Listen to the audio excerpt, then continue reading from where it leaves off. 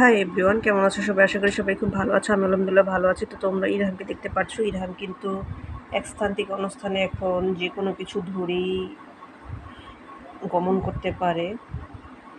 তো সে এখন এক রুম থেকে অন্য রুম হামাগুড়ি দিয়ে যায় আর আমাকে আঁকা ডাকে। ইরহাম, আঁকা কই? আঁকা বলো তো।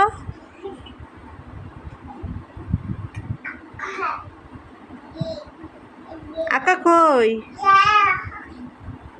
আঁকা আঁকা কোথায়? তো সে তার ফুপির রুম এখন চিনে।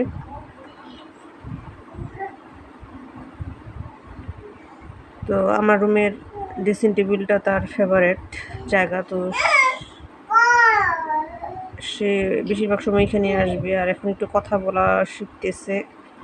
দাদা, চাচা, কাকা আর আমাকে আঁকা ডাকে। আর আনাবিয়া ওর মতো বয়সে আমাকে তখন আনকা ডাকতো।